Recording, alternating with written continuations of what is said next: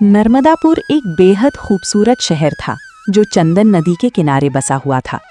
नदी का पानी इतना साफ और शांत था कि उसमें आसमान का अक्स दिखता था।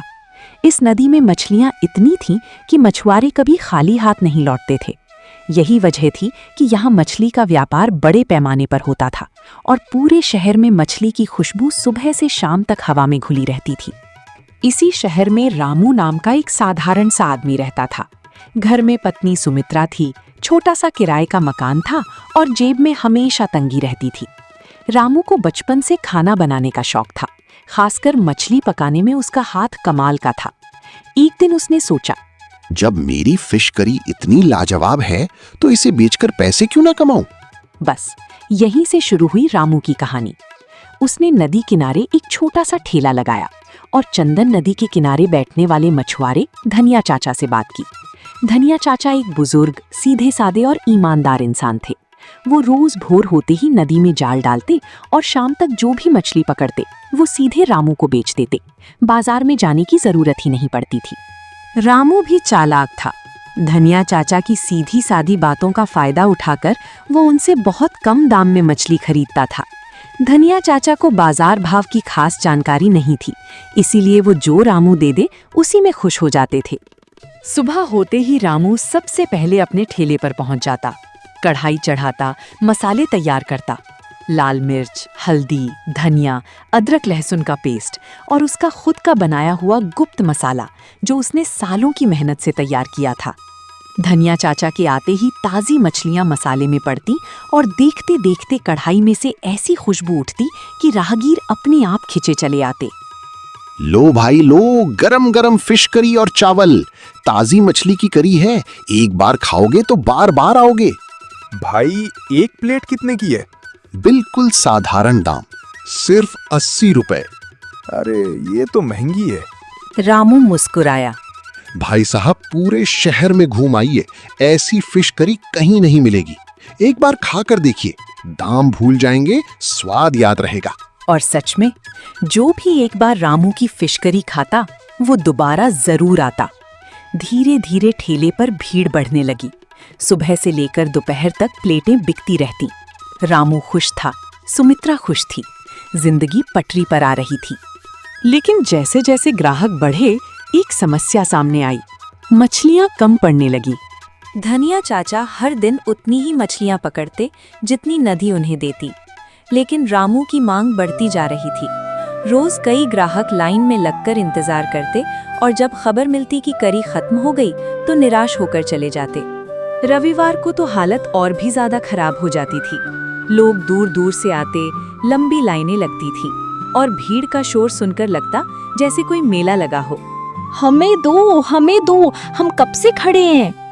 भाई मैं यहाँ खाली बैठा नहीं हूँ।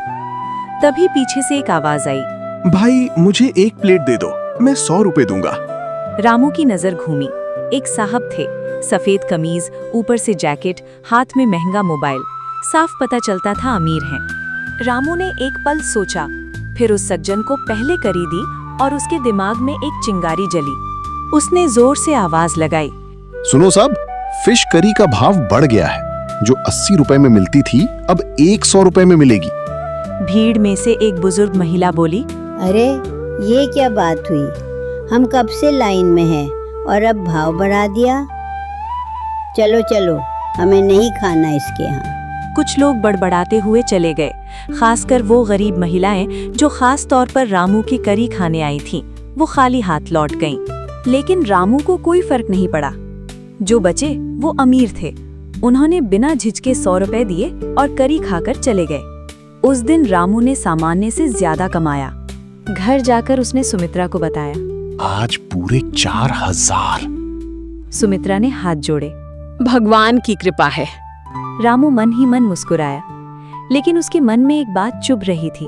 अगर मछलियां ज्यादा होती तो और भी ज्यादा कमाता। अगला दिन आया। डॉक्टर साहब, जो रामू के सबसे पुराने और नियमित ग्राहकों में से थे, बड़े चाव से करी खाते हुए बोले, रामू भाई, तुम्हारी फिश करी का कोई जवाब नहीं, लेकिन यहाँ ठेले पर धूप में खड़े होकर खाना पड़ता है। क्यों नहीं एक अच्छी सी होटल खोल लेते? हम भी सुकून से बैठकर खाएं और तुम्हारा कारोबार भी बढ़े। रामू के दिल में जो बात पहले से थी वो बाहर आ गई। शाम को घर जाकर सुमित्रा को सब बताया। डॉक्टर साहब ने कहा होटल खोलो। मेरे मन में भी यही था। पैसे भी जमा हो गए हैं कुछ। सुमित्रा ने सिर हिलाया। ठीक है, तो फिर सोच क्या रहे हो, खोल दो। अगले ही दिन रामू ने ठेले के पास की एक दुकान किराए पर ली। रंग रोगन करवाया, टेबल कुर्सियां लगाईं और दीवार पर बड़े अक्षरों में लिखवाया, रामू की फेमस फिश करी।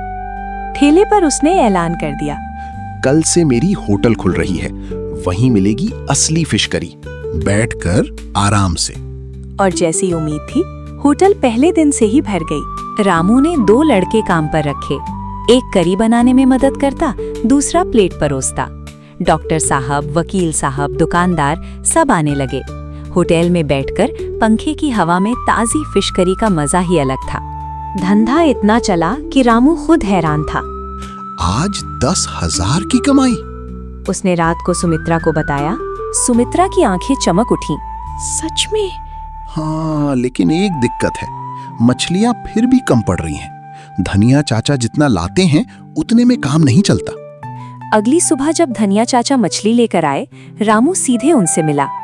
चाचा, मुझे इससे 2 गुनी मछलियां चाहिए। होटल चल रही है, ग्राहक ज्यादा हैं।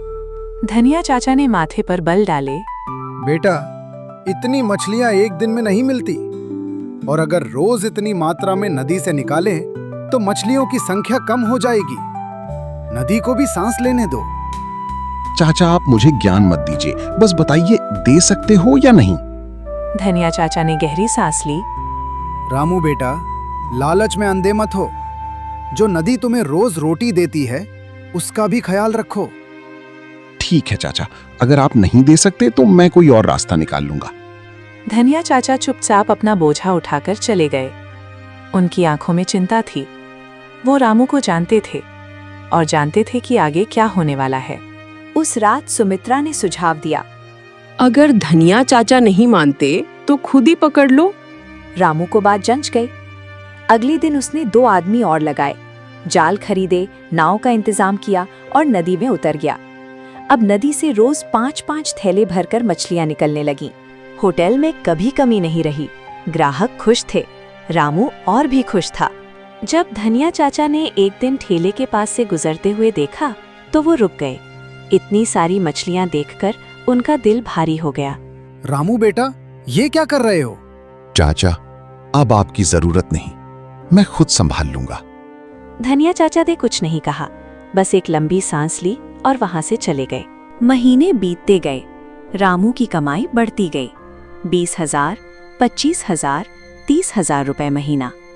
लेकिन एक दिन कुछ अजीब हुआ। जाल डाला, कम मछलियां आईं। दूसरे दिन और कम। तीसरे दिन लगभग नहीं के बराबर। रामू घबराया।